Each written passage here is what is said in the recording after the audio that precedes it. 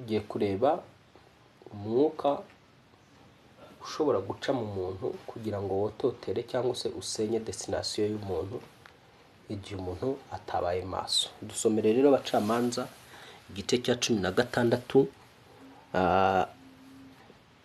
duhere ku murongo wa 4. Uhageze adusomere.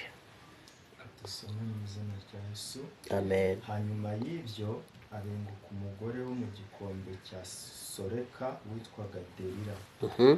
Abatware b'Abafilisitiya basanga uwo mugore baramubwira bati umuhenda ubwenge umenya aho imbaraga ze nyinshi ziva, umvira ijambo, tuzamushobora twamuboha tukamucogoza, umuntu wese muri twe azaguha ibice by'ifeza 1,100. Subira muri uwo murongo nanone. Uwo ngo umuhenda ubwenge utangirire abatware b'Abafilisitiya mu isi y'umwuka. Hano turabona ubwo ngiye kubisobanura mu mwuka. Ibyo byakozwe mu buryo bw'umubiri, ibyo ngibyo uri gusoma ni ibyabaye mu mubiri. None ngiye kubizana mu mwuka kuko twebwe intambara zacu ubyibuke si iz'umubiri ni iz'umwuka.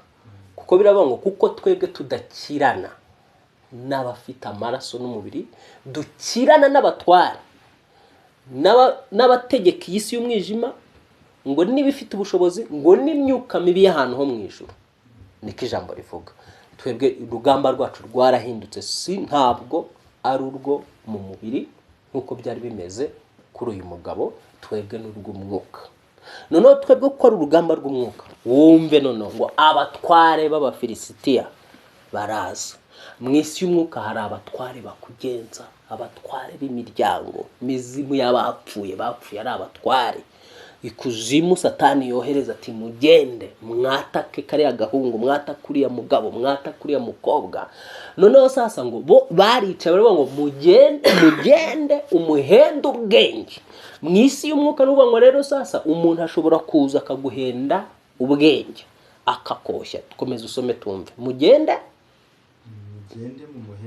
mu muhenda ubwenge umenya aho imbaraga ze nyinshi ziva. Dore etape ya mbere iyo Satani aguhiga, iyo umurozi aguhiga, abanza kukuyegereza akamenya aho imbaraga zawe nyinshi ziturukaye. Imbaraga zikurimo ziturukaye izatuma gutsinda. Bega bashaka kugira ngo banze akombata imbaraga zikurimo. Niba ufite imbaraga z'ubwenge azatagetinga za mbaraga z'ubwenge, amenya aho ziva. Ubwenge ugira buturukaye buvaye.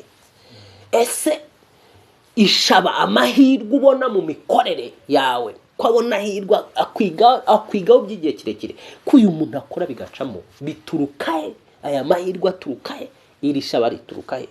Ko uyu muntu twamunaniwe, ese izi imbaraga zimukoreramo ziturukahe zivahe? Noneho sasa komeza usome rero. Kwa Samusoni umutego wa mbere babanje gushaka kumenya aho imbaraga ze zituruka. tumenye uburyo twamushobora. None urumva ngo nibamara kumenya aho imbaraga ziwe zituruka, bazahita bamenya uburyo bwo kumubasha, bazahita bamenya uburyo bamushobora. Vuguti mu izina rya Yesu Kristo. Buri mwuka wose untata ushaka aho imbaraga zanjye zituruka, uyu mwuka ndawusenya mu izina rya Yesu Kristo. Wapfuye akazuka, umuntu wazanywe mu buzima bwanjye ari munsi y'ubutware bw'ubwami bw'umwijima, bwaramutumye kungenza akamenya aho imbaraga zanjye zituruka. Uyu muntu imbaraga z'Imana zimukubitire kure y'ubuzima bwanjye mu izina rya Yesu. Wapfuye akazuka, watumwe kungenza, imbaraga z'Imana zimugenze, marayika w'Uwiteka amugenze mu nshuti zanjye, mubo mbana nabo, mubo navukanye nabo, abuzi bose Satani yakoresha, ubirukane ku buzima bwanjye mu izina rya Yesu. Wapfuye akazuka. Amina. Komeza tuzajya dusoma tunasenga. tumenye uburyo uburyo tumushobora tukamuboha tukamucogoza. urumva intego bari bafite, tukamuboha, baragatsindwa n'Imana abazimu n'abadayimoni, ngo tukamuboha tukamucogoza, mu yandi magambo agacika intege, agacogora gusenga, agacogora kuba imbere y'Imana, akanga iby'Imana. Tukamuboha tukamucogoza mu mirimo akora, akareka ibyo yakoraga, tukamucogoza muri bizinesi ye, tukamucogoza ku rugo, tukamucogoza mbega nawe ubyumve waguke nyine, tukamuboha tukamucogoza. Intego ni ukugira gute? Ni ukumuboha bakamucogoza. Ariko kugira ngo bagere ku rwego rwo kumuboha, ni uko bagomba kuba bamaze kumenya aho imbaraga ze ziva. Kugira ngo Satani akubohe cyangwa umurozi akubohe, abana b'umwijima bakubohe, ni uko babanza kukugenza bakamenya aho imbaraga zawe ziva. Bamara kumenya aho ziva, ubwo rero bakurikiraho etape yo kuvuga ngo noneho sasa bahita bamenya uburyo bagomba kugufata. Bahita bamenya ngo tuzamuboha gutya, nitumara kumuboha tumucogoze.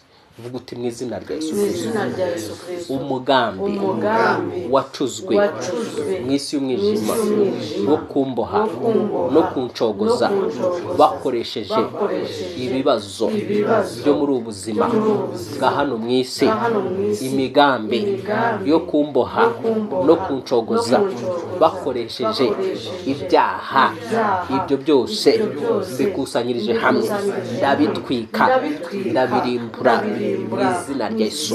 Wapfuye akazuka, watsinze urupfu n'ikuzimu, niwe nizeye, ni Yesu Kristo, umunyamaboko, umunyembaraga, ujya wica imigambi y'incakura kugira ngo zidasohoza imirimo y'amaboko yazo. Aka kanya buri migambi yacuriwe mu mutima w'umuntu, hakaba ngendana mu mutima we kwinjirira nabi, uwo mugambi ndawusenya, ndawurimbura izina rya Yesu Kristo. Wapfuye akazuka, uwo mugambi waburi mu bantu dufitanye isano rya bugufi, abo twaba dusengana, abo twakoranye, uwo ari we wese mu buryo bw'umwuka, Satani agambirira gusohoza umugambi we amuciyeho, ndi mu isi ndazirika iyo migambi, ndayiburizamo, kuko handitswe yuko nta kibi kizangeraho, nta n'ibyago bizegera ubuzima bwanjye. Izina rya Yesu Kristo, kuko Uwiteka azantegekera abamarayika bakarinda intambwe z'ibirenge byanjye ntibisitare. Izina rya Yesu Kristo, izina rya Yesu Kristo, izina rya Yesu Kristo, izina rya Yesu Kristo. Wapfuye akazuka, urakoze mwana. Nizeye yuko imigambi y'incakura yangiritse uhereye nonaha ukageza iteka ryose. Amina. Dukomeza. Umuntu wese muri twe azavuga icyo cy'ifeza 1,100. Yemerewe guhabwa ifeza nyinshi cyane, ngo 1,100. Ugeze hehe? Warugeze ku murongo nuko Delila abaza Samusoni ati, ndakwinginze mbwira aho imbaraga zawe nyinshi ziva, n'icyakuboha ugashoboka. Samusoni aramusubiza ati, umva aka kajambo ngo n'icyakuboha ugashoboka. Ni ngo Satani abashakisha ibintu yatubohesha kugira ngo tumushobokere, tuba twaramunaniwe, abarozi baba twarabananiwe, ariko ku manywa na nijoro baba bifuza kugira ngo barebe ibiyo bakoresha bakatuboha bikabashobokera kugera ku ntego zabo. Ukuboko kw'Imana kukurinda ibyo bintu mu izina rya Yesu. Bakora ibishoboka byose ngo barebe ko twabashobokera, barebe ko batwica bigakunda, barebe ko batuvana mu by'Imana bigakunda, barebe ko badusenya bigakunda, barebe ko baturimbura bigakunda. Ariko Imana ishimwe duhagazeho mu izina rya Yesu. Ibyanditswe byera byabereyeho ngo bigira umumaro wo kutwigisha. Ibi tugomba kubyigiraho tukamenya ngo ibyabaye kuri Samusoni muri iki gihe cyacu cya none, utabaye maso byakubaho, ntabaye maso byakubaho. ariko Imana ishimwe ku bwa Yesu Kristo tubera maso. Komeza hepfo usome. Samusoni aramusubiza ati bambohesha isuri mbisi ndwi zitaruma nacogora nkamera nk'abandi. Urumva ikibazo hano, urumva kuba nk'abandi ikibazo. Aravuze ngo bambohesheje ibi n'ibi nacogora nk'abandi. Kumbe Samusoni ntabwo yari ameze nk'abandi, yari umuntu wihariye. Nawe uri umuntu wihariye ku bwa Yesu Kristo wamenye. Bwana sifiwe sana. Urihariye ku bwa Yesu Kristo wamenye. Niyo mpamvu ushyirwaho ingenza kugira ngo zikugenze. Ku bwa Yesu Kristo wamenye byatumye uvuka ubwa kabiri, uhinduka icyaremwe gishya mu muryango waho ukomoka, utandukana n'aba bandi muvukana mu buryo bw'umwuka. So kuko watandukanye nabo mu buryo bw'umwuka, baguhiga hasi no hejuru kugira ngo barebe ko wamera nkabo. Yego. Yesu ashimwe cyane. Bagushakira hasi no hejuru kugira ngo bamenye ko waba nkabo, ukamera nkabo neza. Bapfiriye mu byaha bakamanuka ikuzimu, iyo boherejwe bavanywe hari ikuzimu, babatumye ngo nimugende mudufatire kare gakobwa mukazane, bashakisha uburyo bwo kugira ngo barebe tumubohesha iki cyatuma tumubasha. Tumubohesha iki cyatuma tumubasha. Noneho sasa bamara kumenya bashobora bati tumubohesha uburwayi, tumubohesha ubukene, tumubohesha icyaha runaka, tumubohesha iki ngiki n'iki. Biterwa naho babona intege nke zawe. Vuga uti mu izina rya Yesu Kristo, ibyo naboheshejwe kugira ngo bamfate bangire nkabo. Uwiteka ibyo ureba bindiho naboheshejwe mu bugingo, mu bitekerezo, mu marangamutima, mu bushake, mu myumvire, ngwino ubice, ngwino ubitwike mu izina rya Yesu. Wapfuye akazuka, uri Imana ireba neza ikamenya ikibazo n'umuzi wacyo. Aka kanya ibyo mboheshejwe ureba bitwike, iby'abanzi banjye bakoze kugira ngo bampindure nkabo, mbere nk'abandi. Kandi ndi umuntu udasanzwe wavutse ubwa kabiri. Uwiteka twika ibyo ngibyo mu izina rya Yesu Kristo. Sinshaka kumera nk'abana b'iyi si, sinshaka kumera nka bamwe mu muryango bapfiriye mu byaha bakamanurwa ikuzimu.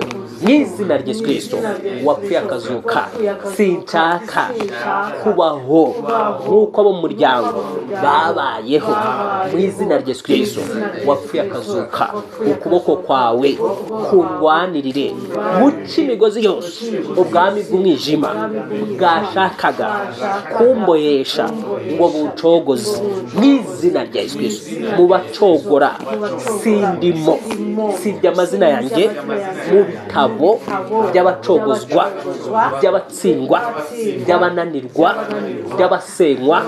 Mu izina rya Yesu wapfuye akazuka, izina ryanjye ryanditswe mu gitabo cy'abatsinzi, ryanditswe mu gitabo cy'abagera ku ntego, ryanditswe mu gitabo cy'ubugingo buhoraho, ryanditswe mu gitabo cy'abanesheje bakambikwa amakamba n'ingororano yo kunesha kwabo. Mu izina rya Yesu Kristo wapfuye akazuka. Amen. Amen. Komeza. Hanyuma abatware b'Abafilisitiya bazanira uwo mugore isuri mbisi zitaruma, arazimubohesha. Yego. Kandi umugore yari afite abantu kandi umugore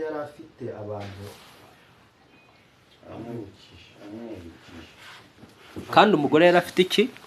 Amwubikije mu ijoro. Kandi umugore yari afite abantu amwubikije mu ijoro. Nuvuga ngo yari afite abantu yari yahishe bamwubikiriye. Uvuga ngo hari abantu, mu yandi magambo, hari abandi bantu bari kumwe na Delila ariko yari yahishe, abashyira ahantu ku buryo Samusoni atarazi abo bantu ho bari. Wumva ukuntu ubwami bw'umwijima bukora nyine, wumva ukuntu Satani akora. ngo hari abantu, hari Delila uwo nguwo wagaragaraga wari urimo uroshya nde Samusoni, ariko inyuma ya Delila hari amatsinda abiri. Hari abatware bamutumye bamwemereye ifeza, bamwemereye ibintu by'agaciro. Hakaba n'abandi rero bari bamwubikiriye bihishe, biteguye kuba bahita basumira Samusoni akimara kugira gute, akimara kubohwa. Nicyo bishatse kuvuga. Komeza usome wumve. Nuko aramubwira ati wapfa Samusoni, abafilisitiya baragusumiye. Yego. Samusoni acagagura izo suri nk'uko utugozi tw'imigwegwe ducika iyo tugeze mu muriro, nuko imbaraga ze ntizamenyekana. Icyo gihe urumva etape ya mbere imbaraga za Samusoni ntizagize gute, ntizamenyekanye. Nuba bamubohesheje ibintu bidafite imbaraga, yari yabashutse kuko bari bataramenya imbaraga ziwe aho zagera gute, aho zari ziherereye. Komeza hepfo rero. Delila abwira Samusoni ati dore wampimukiye kandi wambeshye, none ndakwinginze umbwire icyabasha kukuboha. Aramubwira ati bambohesha imigozi itigeze gukoreshwa, nacogora amera nk'abandi. Ariko urumva topic iriho aho ngaho cyangwa ikigenderewe cya mbere, etape ya mbere ni ukumuboha, kuko bari bazi ngo bamuboshye nibwo bamushobora, batamuboshye ntibamubasha. Niyo mpamvu tugomba kwita ku gucagagura ibintu biba bituboshye, kuko Satani abazi ngo nimuboha nibwo mubasha. Nimubohesha ubukene, nkamubohesha inyatsi, nkamubohesha icyaha runaka, nkamubohesha umujinya, nkamubohesha amahane, nkamubohesha inzangano, nkamubohesha ishyari, nkamubohesha igomwa, nkamubohesha iki ngiki. Abazi ngo nibwo ndi bumubashe. Tugomba guhora dusenga duca ibintu byose bituboshye. Bwana asifiwe sana. Mu isengesho ryawe watangira ugasenga ugahita uca cya kintu uzi kikuboshye. Atari ibyo uzisanga icyo wari uzi ko ari gitoya kivuyemo ingoyi ikomeye. Urumva barashaka kugira ngo niki twakubohesha kugira ngo umere nk'abandi. Nanze kumera nk'abandi mu izina rya Yesu. Nawe wange kumera nk'abandi mu izina rya Yesu Kristo. Amen. Ntabwo ugomba kumera nka bene wanyu uzi baboheshejwe cyangwa bishwe n'indwara zidakira. Bwana asifiwe. Kuko uyo mizimu ishaka kujya kuvuga ngo amere nkatwe. Nundi Satani babatumye ngo mugende bigende gutya na gutya, mu mukenyure nkuko nabandi bakenyutse. Nta gukenyuka guhari mu izina rya Yesu. Komeza hepfo, komeze. Delila yenda imigozi mishya arimbohesha aramubwira ngo yenda imigozi mishya. No kuvuga ngo Satani ashobora kuzana n'ibintu bishya utarumenyereye mu buzima bwawe, kugira ngo bya bintu bishya arebe ukuntu yabikubohesha. Yenda imigozi mishya. Ati wapfa Samusoni, abafilisitiya baragusumiye, kandi abamwubikiye bari mu mwinjiro, maze arayicagagura nk'urudodo imuva ku maboko. Abamwubikiriye, wumvise ko hari abantu baba bakubikiriye mu isi y'umwuka. Iminsi ibiremwa by'umwuka biba bikubikiriye ni byinshi. Tubwira ngo nibike kuko tudakirana n'abafite amaraso n'umubiri, dukirana n'imyuka y'abatware, ngo niyo abategeka b'isi y'umwijima, niyo bifite ubushobozi, ngo n'imyuka mibi y'ahantu ho mu ijuru.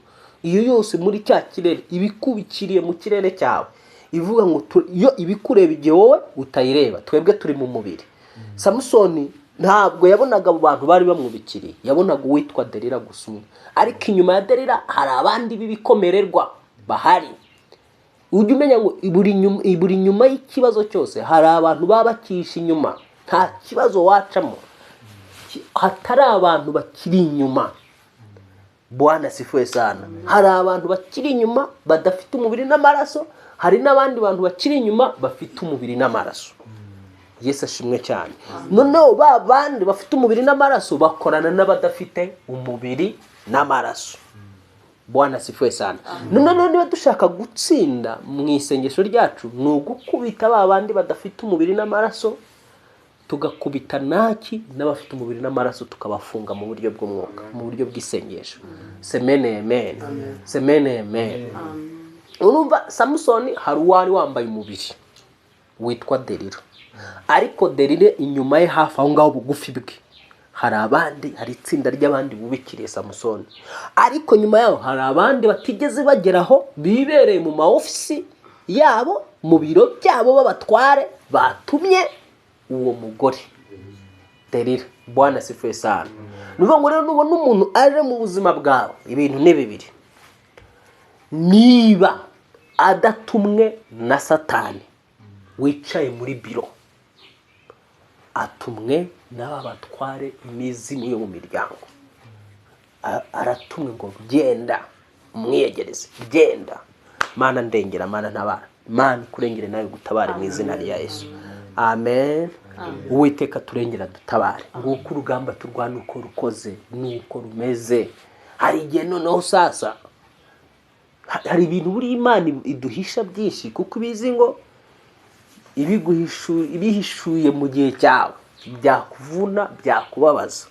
Bavuga kumbe wahita ucika ku bantu ukazinukwa buri muntu wese, ariko kuko Imana ibona umutima utapfa kubyakira, none ikadesida kuvuga ngo reka muhishe ibi bintu, arwane n'ibyo atazi ko nabimenya, namenya aba bantu ko ari bo bamurwanya, uyu muntu azagira umutima mubi kurusha. None mu rwego kuko Imana ari umushumba mwiza ushumba twebwe b'imbere, igahitamo kuduhisha, kavuga nta mpamvu yo kumubwira ibi ngibi, narwane bucece, nanjye nzajya murwanira, mutsindira ibyo atareba, mutsindira ibyo atazi. Semeneme. Uruva ko uyu Samusoni hari abamwubikiriye kandi bari mu rwinjiriro w'umuryango, nuvuga ngo bari hafi y'inzu yaho bari, ariko bamwubikiriye, biteguye ko Delila asoza umurimo wo kuboha gusa. Bamara gusoza umurimo wo kumuboha, Abafilisitiya bagahita baza, ariko yabanzaga gukora test, akavuga ati wapfa Abafilisitiya, akareba ko imigozi yica, ubwo babandi bamwubikiriye babone icitse bakaguma aho ngaho. Gutyo wumve uko urugamba rwari rukoze. Nguko rero urugamba natwe rwacu ruba rukoze mu buryo bw'umwuka, nuvuga ngo haba hari imyuka mibi dukirana nayo, turwana nayo, ibitwubikiriye. Ariko hano nari ndimo garagaza ukuntu urugamba rushobora kwimurirwa mu muntu, hakaba hari umuntu mugendana, mubana, Satani yiteguye gukoresha kugira ngo asoze umugambi we w'igihe kirekire, kugira ngo amire cyangwa asenye destination yawe. Ugomba kubera amaso destination yawe. Semene amen. Iyo tuvuga destination yawe, ni impamvu yo kubaho kwawe. Ugomba kurinda impamvu yo kubaho kwawe. Amen. Ukayibera amaso, ukanga gupfa imburagihe, ukanga kwangirikira hano mwisi, gusebera hano mwisi. Sema amen. Gusebera hano mwisi, kwangirikira hano mwisi, ko Satani akazi kiwe no gushaka kutwangiza, kutwonona destination zacu, nyine impamvu yo kubaho kwacu ikaburizwamo. Ugomba rero kwibera amaso. Iyo ngiyo ni ugomba kurinda kurusha ibindi byose. Haleluya. Amen. Ugahora uzirikana ko Satani niyashaka. Umunsi waremwaga ntabwo byanejeje Satani, ntabwo byanejeje imbaraga z'ikuzimu. Imbaraga z'ikuzimu buriya mu mwuka, dore abanzi babiri bakomeye Satani akoresha, cyangwa se intwaro zikomeye Satani akoresha n'ebyiri ubundi, ariko zidafite undi muntu wazinesheje kiretse Yesu Kristo wenyine. Satani akoresha kuzimu, agakoresha na rupfu. Nizo ntwaro zombi zikomeye ebyiri akoresha. Kuzimu aziko nivuga ngo ni igikangisho, ni nk'igikoresho cy'igikangisho akoresha abo mwisi, akanga abo mwisi. None iyo kuzimu nta wundi wayinesheje ni Yesu. Ubundi kuzimu wagezeyo ni wavayo, atari Yesu kuvanyeyo. Mu gihe cya kera nta muntu wapfaga kuvayo gutyo, ariko Yesu amaze kuvana imfunguzo. Sema amen. Amen. Umurozi aragufata akakubohera kuzimu, isengesho rigahita rigukurayo. Semene amen. Ako kanya isengesho rigahita rikuvanayo, bagushize mu maboko y'abapfuye, uri hariya neza kuzimu, bagufite mu buryo bw'umwuka pe, wamanuwe hariya, isengesho ryamanuka imirabyo, umuntu agahita avikuzimu mwisogonda, biciye muri iryo zina rya Yesu. Yesu ashimwe cyane. Icyitwa urupfu, Satani ararutuma rukaza ukarugendana rukakumaramo igihe, barapanze bati urugero nk'ejo bundi buri impanuka, tubwira ngo ni ibintu byari byarateguwe, ni ibintu byari bimaze igihe kirekire, ariko mwisogonda Yesu agahita akuraho urupfu. Semene amen. Kuko niwe ufite urufunguzo rw'iki, rw'urupfu n'ikuzimu. Nibyo bikangisha ubundi Satani akoresha, ariko bifite imbaraga. Kuzimu ifite imbaraga ku kiremwa muntu cyambaye umubiri n'amaraso, nicyayinesha namba. urupfu rufite imbaraga zikomeye ku cyitwa ikiremwa muntu cyambaye umubiri n'amaraso. Urupfu isegonda ibice by'amasegonda rwagutwaye kera, ariko dufite Yesu warunesheje. Semene amen, semene amen. Noneho rero sasa ibyo byombi numva ngo iyo Satani azamuye rero abazimu bikuzimu, n'ubu babona baba bakubikiriye. Noneho baba bakubikiriye, menya ngo hari umuntu wambaye umubiri uba wabazamuye, kuko abazimu ubundi muri rusange ntibashobora kuzamuka. Ntabwo Samweli yari kuzamuka atashitswe. Tujya tubisoma mu Samweli wa mbere igice cya 20 niba ari n'umunani, niba ntageze, ntabwo yari ruvuga ngo baramuzamuye, umushitsi aramuzamura arazamuka, ariko azamuka mu mwuka. Uwo muntu wazamuwe azamurwa ari uwapfuye. Semene amen. Mu kumuzamura rero urumve ukuntu ubwenge bwo mu mwuka bukaze. Umurozikazi cyangwa umushitsikazi atarashika Sawuli, bamba atarashika Samweli, ntabwo yari yakamenya ko uwo bari kumwe ari Sawuli. Yesu ashimwe cyane, kuko ngo Sawuli yari yiyoberanyije yambaye ibintu utapfa kuvumbura ko ari umwami. Ariko umushitsi akishika akazamura uwitwa Samweli, ubwo hazamutse Samweli w'umwuka, kuko umubiri we yari yarapfuye. Samweli akizamuka, umushitsikazi nawe mu mwuka, kuko abarabibonye ati kuki wambeshye, ni wowe Sawuli. Undi nawe ati ubonye iki? Timbwira nta kibazo ntacyo ngutwara, mbonye Imana izamuka ivi kuzimu. Undi arabaza ati ubonye, ati wowe uri kubona arasa gute? Kuko Samweli ntiyabibonaga, Sawuli ntiyabibonaga. Umushitsikazi ufite amaso y'ikuzimu niwe wabonaga ibyo akoze. Noneho akabaza ngo ubonye arasa gute? Ati mbonye umusaza ufite imisatsi y'umweru dedede. Ahita amenya ko ari Samweli. Semene amen.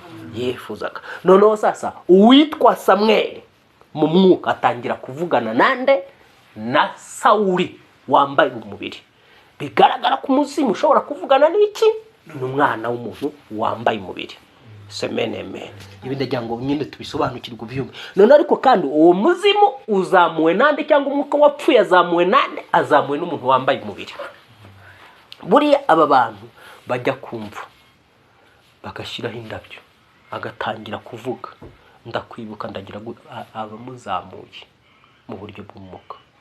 Aba yubatse relationship hagati yiwe na wundi umwuka wapfuye. Uriya si umugenzo wo gukorwa n'umuntu ukijijwe, kujya kuvugana n'abapfuye.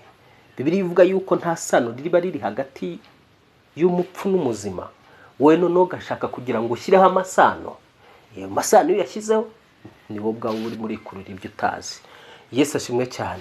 Bivuga ngo rero umuzimu abasha kuzamuka, ariko akazamurwa n'umuntu muzima. Noneho rero ubwo nge ndimo ndagaragaza intambara zacu z'umwuka, ntabwo z'umubiri. Turazishushanya na Delila. Uyu Delila hari abantu bari bihishe Samson atabonaga, ariko hejuru y'abo bantu bihishe bafite abatware babo n'abategeka babo. Yesu ashimwe cyane. Mu mwuka rero ugomba kumenya yuko hari imyuka iba yarahawe gutwara, yitwa y'abatware, itwara. Uvuga ngo nabayobora, ni imyuka iyobora, idomina, ifite ubuyobozi. Iyo myuka rero ibasha gutuma umwana w'umuntu wambaye umubiri n'amaraso akaza mu buzima bwawe. Akaza ni inshuti yawe, ni umuntu musengana, ukamwiyegereza, aseka neza, agira gute, tuntu nk'utwo, ashaka Yesu, akakoreka ko ashaka Yesu, ariko muri we uri murigwaho. Barimo barashaka imbaraga zazituruka. Murasangira, muragira gute, muri we barashakisha uburyo igihe kizagera bagafata akantu bagashyira mu cyumwa ukarangira. Nk'uwo mukobwa tumvise bene inshuti ziwe zangije baramucunga yaneze, bashyize upaguru bashyize muki, aranyoye ararangira. Nguko rero tugomba kuba maso. Semene amen. Urasabwa kuba maso. Urasabwa kutagira uwo wizera uwo ari we wese. Ukugiriye neza yanakugira. Satani Imana itakubereye maso, yamucishamo n'umwuka wo kugirira nabi. Bwana sifuwe sana. Ariko ibi simbivuze ngo tubikemwe abantu ubwoba, mbivuze ngo kugira ngo tubane abantu, tubane n'abantu dufite ubwenge, tubane n'abantu mu bwenge no mu mwuka. Amen. Atari igice cy'amarangamutima ngo kidudomine. Aha rero turaza kureba ukuntu uburyo igihe cyageze amarangamutima, icyo gihe Samsoni amarangamutima yo ubwenge bwe bwari bugikora, ya amarangamutima yari ataratangira kumudomina. Hari aho yageze rero amarangamutima atangira kugira gute kumudomina, ukagenda amubwira ndagukunda, kuki umbeshya, ntabwo nkunda, ntabwo ukigutyo, utugambo twiza nk'utyo, amwereka ko atamukunda. Igihe kigeze Samsoni yivamo amena ibanga, bwa bwenge bwe burabura. Ntabwo yigeze yibuka ko Delila ari umunyamahanga, si umwisiraheli-kazi. Ntabwo yigeze yibuka yuko ari uwo mubanzi biwe, akomoka mu banzi be. Niyo mpamvu mbere ya byose twebwe abasenga, menya kurura cyane, kurure mu mwuka umuntu ndi kumwe nawe ni umwana w'ubugingo, ni umwana w'ijuru, cyangwa ni umwana w'isi. Nukurura ugasanga ari umwana w'isi, gira amakenga cyane. Amen. Abo nkorana nabo, ubundi ndimo mbibwira umukobwa, nabwo ntimva rero wa mukobwa we, wowe uri muri ibyo bihugu by'Abarabu, abo ukorana nabo bose ntibazi Yesu. Biroroshye cyane kugira ngo bakuriganye, biroroshye cyane kugira ngo bakwibe. Abo mukorana ku kazi b'abakomisiyoneri, menya ngo nabisi, korana nabo mu bwenge. Amen. Nibyo navuga, menya gukorana nabo mu bwenge, badomine mu mwuka. Wibarebera mu mubiri, nubirebera mu mubiri ukazana amarangamutima, uzamubwira ati, uzamubwira isoko ryawe, numubwira isoko n'iki n'umuhuza ahita mutwara. Usange wowe wabuze ubwenge, kuko nyine buri muntu ku isoko aho ngaho uri abakeneye inyungu zibe bwite. Menya ubwenge. Amen. Ugomba kumenya ubwenge mu izina rya Yesu. Amen. Ugomba kumenya ubwenge 100%, kandi budomina abana b'isi, budomina abana b'umwijima. Samsoni icyo yabuze rero ni ubwenge. Igihe cyaje kugera amarangamutima bari yatangira kudomina we, igice cy'ubwenge kirahagarara. Amarangamutima atangiye kumudomina, ahita avuga kugira ngo anezeze umuntu, kuko umuntu avuga uranyanga, ntabwo nkunda, iki n'ibiki. Mana ica amarangamutima yaturimbura. Vuga uti mu izina rya Yesu Kristo, wapfuye akazuba, amarangamutima yanyobya, yansenya, yangusha mu mitego y'ababisha banje, Uwiteka yamvanemo, yansenyemo, yarimbure muri njyewe. Hagurutsa igice cy'ubwenge gikore cyane kuruta uko amarangamutima akora. Mu izina rya Yesu wapfuye akazuka, Uwiteka amarangamutima yanjye ajya akora mu gice cy'ibyiza gusa, bitangiraho ingaruka. Izina rya Yesu amarangamutima yanjye ujye uyakoresha mu gice cy'ibyiza, kitari igice cyanteza ibibazo, cyangusha mu mutego. Izina rya Yesu wapfuye akazuka. Amina. Ubuntu bw'Imana butuganze. Haleluya.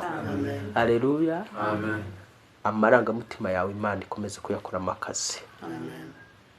Samsoni rero dukomeze usome hepfo, hanyuma dusoze dufate umwanya wihariye wo gusenga. Delila abwira Samsoni ati, "Nukurya uracyamemukira, uracyambeshya." Umva shangwa aracyamuhemukira, kandi muri we niwe ushaka kumuhemukira. Urumva ukuntu acuramishije ibintu, uracyamemukira. Kandi urimo uravuga ngo aracyamuhemukira, ni ufite umugambi wo kugira gute kumuhemukira. Yahawe feza, yahawe amafaranga, yahawe buri kimwe cyose. Gishishoza umuntu ukubwira turampemukiye, urebe koko kabisa uwo muntu ngo uracyamemukira. Kandi muri wari ufite umugambi wo kugira gute kumuhemukira ariko ngo uracyamemukira. Komeza hepfo. Mbwira icyabasha kukuboha. Aramusubiza ati, wasobekeranya imigabane 7 y'umusatsi wo ku mutwe wanjye mo uruyonga, byashoboka. Nuko awutsibisha urubambo, aramubwira ati wapfa Samusoni, abafilisitiya baragusumiye.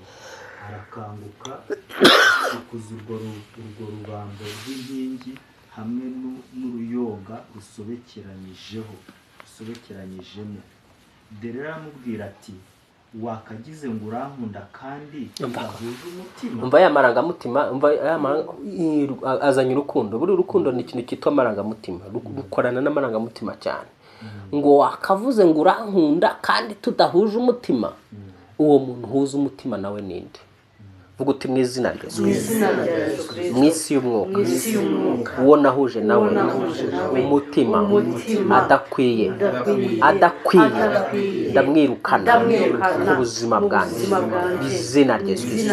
Uwo nahuje nawe umutima bidakwiye, Uwiteka ubaka ibikuta bintandukanya n'uwo muntu nahuje umutima bidakwiriye mu izina rya Yesu wapfuye akazuka. Amina. Komeza hepfo, simbuka uhite noneho sasa ugera ku murongo wa 17 cyangwa se wa 15. Yego. Kadusome 16. Ariko kuko yamushimikiriye iyo minsi yose akamubaza muhata, amurembeje nk'uwenda gupfa, amubwira ibyari umutima byose. Aramubwira ati nta cyuma cyogosha kigeze. Nuba ngo Dalila yageze aho ngaho yigira nk'umuntu wenda gupfa, aramuhendahenda agerageza kugira ngo arebe ukuntu yashitura amarangamutima yakamukuramo buri kimwe cyose. Ngo amurembeje nk'wenda gupfa, yamukoreye utuntu dushoboka twose, amwirembyaho, amwereka ko ibintu bimeze nabi, amwereka iki kugeza igihe ngo amumeneye amabanga yose. Komeza hepfo. Nta cyuma cyogosha kigeze kunyura ku mutwe, kuko nabaye umunaziri w'Imana uhereye nkiva mu nda ya mama. Nakogoshwa, imbaraga zanjye zanshiramo, ngacogora nkamera nk'abandi. Nuko Delila abonye ko amubwiye byose byari mu mutima we byose, atuma ku batware b'Abafilisitiya ngo nimuzamuke iyi nkubwe gusa, kuko yambwiye ibyari mu mutima we byose. Uwo yaramukunze, uwo nguwo wumve ahise agambana, atanze raporo. Turakora isengesho ry'abatumenye bakamenya ibyacu byose bakadutangaho raporo. Niryo sengesho turi bukore, abatumenye bakamenya ibyacu byose, bakamenya uko turyama nuko tubyuka, bakamenya AZD, buri kamwe kose bakamenya, bakohereza raporo ikuzimu. Bamaze kumenya amabanga yacu yose, marayika w'Iteka bakubitire kuri abakingiraniye. Bwana asifiwe. Mu gihe cyacu dufite amahirwe arutayabo mu gihe cya Samusoni, kuko Samusoni ntabwo bari bafite amahirwe yo kuba bakongera bakagira ukuntu yidefanda mu ntambara zo yisanzemo. Ariko muri iki gihe cyacu cya none tubwe dufite amahirwe, nyuma yuko umwanzi wawe yagutata akamenya amabanga yawe yose, akamenya intege nke zawe zose, akamenya imbaraga zawe zose, akamenya buri kimwe cyose, akohereza ubutumwa ikuzimu. Biroroshye cyane kugira ngo duhamagare natwe Yesu igihe twabitaho yahita bana afunga imiryango. Babatware bari bagiye kuzana igitero gikomeye, agahita bakumirira kure mu mwuka. Amen, amen. Niryo sengesho rero tugiye gukora, soza hanyuma dusenga. Nuko abatware b'Abafilisitiya baramusanga aho ari bazanye za feza, ahera ko amusinzirira ku kibero, maze ahamagaza umuntu kumwogosha imigabane 7 y'umusatsi. Kumusinziza ku kibero ashobora kuba yarakoresheje uburozi. Ntago byari byoroshye gufata nk'umuntu nka Samusoni ngo ugende mpaka umusinzirize ku kibero gutya. Ashobora kuba afite ibindi bintu yakoresheje kugira ngo Samusoni yisangiye yasinziriye ku bibero by'uyu mugore, kuko aho ngaho ntago watwereka yuko bafite ibindi bintu bakoze by'imibonano wenda ngo bitume amusinziriza. Bishobora kuba kwa kundi yagendaga amukorakoraho gutyo, yaraje kwisanga asinzira ariko akoresheje izindi mbaraga. Samusoni asanga yagize gute? Yasinziriye. Ibaze ko bamwogosha atumva. Komeza hepfo. ahera ko amushinyagurira imbaraga ze zimuvamo. maze aramubwira ati wapfa Samusoni, abafilisitiya baragusumiye. arakanguka yibwira ngo arakanguka disi. Numva ukuntu bitatse ari bibi. yisohokera nk'ubundi akikunkumura ariko yari atazi ko Uwiteka yamuretse. yari atazi ko Uwiteka yamuretse kuko imbaraga zari zamuvuyemo. abafilisitiya bahera ko baramufata bamunogoramo amaso bamanukana i Gaza. Urumva ikintu cya mbere babanje gukora, babanje ngo kumunogoramwo amaso kugira ngo n'ubundi atazabarwanya, kuko nta impumyi wayikubita uko ushaka kose. Babanje kumunogoramo iki cyitwa amaso. Wumva umubabaro yagize Samusoni. Icya mbere bahise ubikoze ninde? Ni wari inshuti ye, ni wari umusheri we, ni wari umushushu we. Ni shushu wari waje mu buzima bwe. Uwo niwe bacishijeho umugambi. Babatware nibo bacishijeho uwo mugambi. Tugiye gusenga Imana rero mu izina rya Yesu. Isengesho rero nuko nabivuze, nushaka kugarukira aho ngaho nta kindi cyari kigenderewe n'icyo nagaragazaga umwuka ushobora kumira no kwica destination y'umuntu uciye mu wundi muntu. None tugiye gusenga Imana, dukore isengesho rishingiye ku muntu wese waje mu buzima bwacu akatumenya, akamenya nawe akakumenya, akamenya amabanga yawe yose, akamenya intege nke zawe zose, akamenya ibyo ukora, akamenya uko winjiza, akamenya uko usohora, yaba ari so, yaba ari nyoko, yaba ari muntu wawe, yaba ari mukuru wawe, umuntu uwo ari we wese wakurondo, mbega wamenye ibyawe byose, agahita atanga raporo ikuzimu. Noneho kano kanya bikaba byakuviramo urugamba, cyangwa mu gihe kizaza bikaba byakuzana intambara runaka zo kuba wasenywa, destination yawe igasenyuka cyangwa yanjye igasenyuka. Uwo muntu imbaraga z'Imana zimufate mpiri n'imigambi iburizwemo mu izina rya Yesu.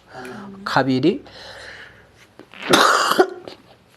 abamutumye n'abamuri inyuma biteguye kukubikira kugufata, abo bose marayika batere gutatana mu izina rya Yesu aho baherereye mu mwuka. Bwana asifiwe sana. Tegura umutima wawe dusenge.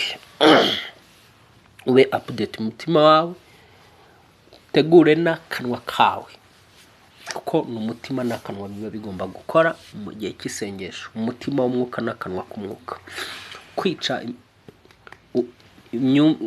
amatwi asanzwe ukumvisha ay'imbere, kuko tugiye kujya mu mwuka. Kandi nabwo ndivuze ngo ninjiye mu mwuka, ako kanya bamaze kuwinjiramo wowe w'imbere. Nta wowe umubiri ukomeza kuguma ukuri, ariko bivuze ngo ninjiye mu mwuka kano kanya uba winjiyemo.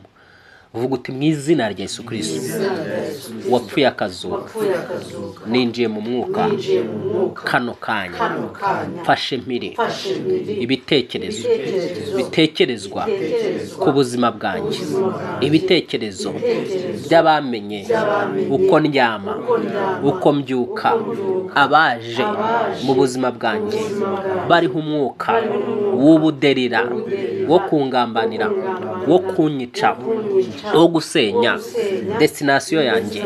Batumwe babizi, abatumwe batabizi, bakaba bakoreshwa n'ikuzimu batabizi, ari ibikoresho bya Satani by'imizimu batabizi, abantangaho raporo batabizi, ari ibikoresho by'abazimu n'abadayimoni.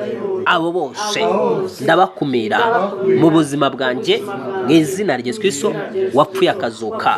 Uwaje mu buzima bwanjye akampendahenda mu buryo butandukanye, akankuramo amakuru atari ngombwa, akankuramo amakuru y'ubuzima bwanjye bitari ngombwa, ngasanga namumeneye amabanga y'ubuzima bwanjye.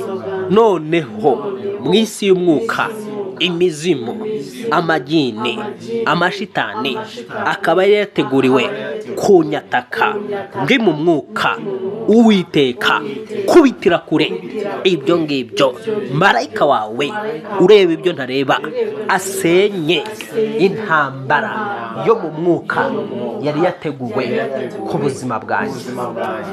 Haguruka ku birenge byawe, haguruka ku birenge byawe.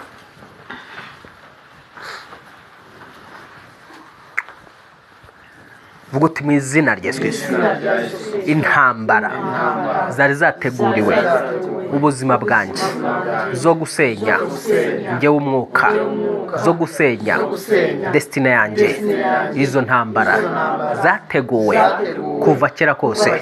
Muri iki gihe hakaba hari umuntu wateguwe ukoreshwa, uwo nameneye amabanga yanjye, akamenya ibyanjye byose.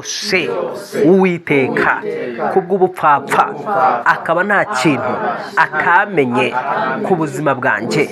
Ndi mu mwuka ndasenya imigambi ya Satani, ndi mu mwuka ndasenya ibyo yatumwe gukora ku buzima bwanjye. Mu izina rya Yesu Kristo wapfuye akazuka, uwo ari we wese, yaba ari uwo muri famiye, mu muryango, kwa data wacu, kwa mama wacu, mu maraso, tufite icyo dupfana, tuvukana, yaba ari uwo dusengana, yigize umwana w'Imana ariko mu mwuka ari umwana w'umwijima, ungenza untata. Uwiteka kuko ari wowe umenya ibyo ntazi, fata miri uwo mwuka w'uwo muntu, uwirukane ku buzima bwanjye mu izina rya Yesu Kristo wapfuye akazuka. N'ibyo uwo muntu yamenyeho bita agaciro mu izina rya Yesu Kristo, nagaba ibitero azasange nubakitse hose mu izina rya Yesu Kristo wapfuye akazuka. Umusatsi wanjye waba warogoshwe mu buryo bw'umwuka n'uwo muntu nagendanye nawe, nabanye nawe, mbana nawe, ndatura ngo umusatsi wanjye mu buryo bw'umwuka urameze mu izina rya Yesu Kristo wapfuye akazuka. Ndatura ngo umusatsi wanjye mu mwuka urameze, uwo banyogoshe mu buryo bw'umwuka ari mu gishushanyo cyo kunkuramo imbaraga, ari igishushanyo cyo kunkuramo ubushobozi, ari igishushanyo cyo kunkuramo ubwenge, ari igishushanyo cyo kunkuramo ububasha n'imbaraga. Uyu munsi ndatura ngo umusatsi wanjye urameze, ubushobozi bwanjye bungarutsemo, ubwo mpabwa muri Yesu Kristo bungarutsemo, ububasha bwo muri Yesu Kristo bungarutsemo, imbaraga zo muri Yesu Kristo zingarutsemo, ubwenge bwo muri Yesu Kristo bungarutsemo. Handitswe yuko nzahabwa ubwenge butabasha gutsindwa n'abana b'umwijima, ndetse n'ururimi rutazatsindwa n'umuntu wese.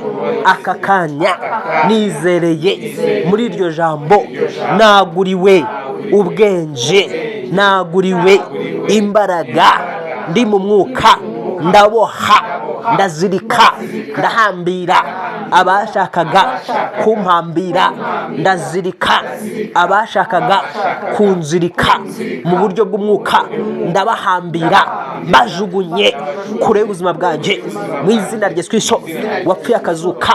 Abanyubikiriye ngo banteze inyatsi, ubukene, igisuzuguriro, ibyaha, indwara, ngo banyice.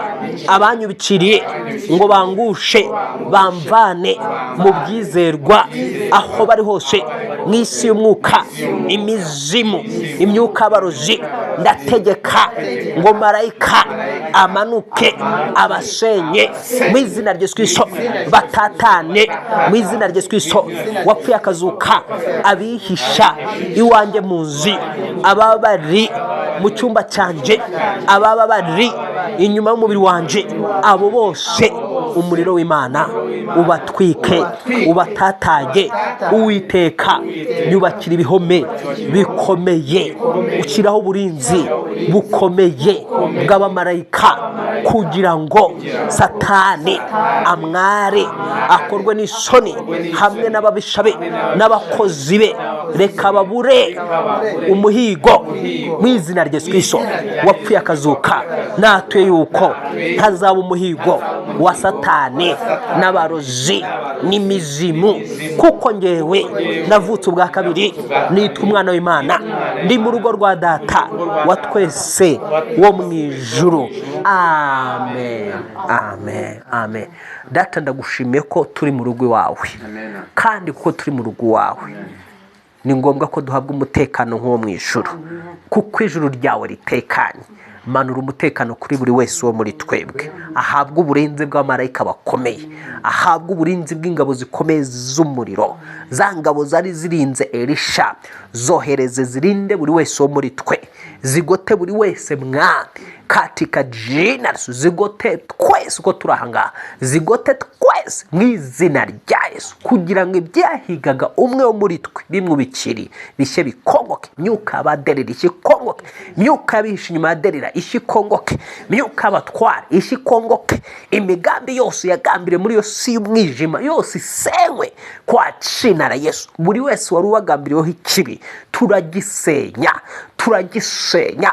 Abagambiriyeho impanuka, abagambiriyeho urupfu, abagambiriyeho indwara, abagambiriyeho kwicwa, abagambiriyeho gukeneshwa, abagambiriyeho mwami gutezwa amapararize, abagambiriyeho gushyirwa mu magereza, abagambiriyeho gusebywa, abo umwanzi ashaka gusebya, abo umwanzi ashaka gusenya, abo umwanzi ashaka kwambika gukoza isoni katika jina la Yesu, abo umwanzi ashaka kuvana mu byizerwa mu izina rya Yesu, abashaka gushirisha mu zimbo ye, iyo migambi yose turayifunga mu izina rya Yesu Kristo, mu izina rya Yesu Kristo. Abo umwanzi ashaka gusenya imihamagaro yabo, ibyo byose turabifunga mu izina rya Yesu Kristo wabambwe agapfa akazuka. Abo umwanzi ashaka gusenyera ingo, imiryango, abashaka kwicira abana, abashaka gutwara abana babo akabagira ibimara, ibyo byose turabifunga mu izina rya Yesu Kristo watsinze urupfu n'ikuzimu. Abo umwanzi ashaka gucenesha akabakuraho buri kimwe cyose bagasigara ntacyo bafite, ibyo byose turabifunga mu izina rya Yesu Kristo watsinze urupfu n'ikuzimu. Abo umwanzi ashaka guhindura indaya, abo umwanzi ashaka guhindura abanyabibazo, abanyamaganya, abanyabwihebe, turabifungira ikuzimu mu izina rya Yesu Kristo. Ndatura kugira ngo mwami uburinzi bwawe n'igitinyiro cyawe kibane natwe twese uhereye nonaha. Uburinzi bukomeye butubeho, ni mu mbaraga amaraso Yesu Kristo dusabye twizeye. Amen, amen. Zamurira umwami wawe icyubahiro.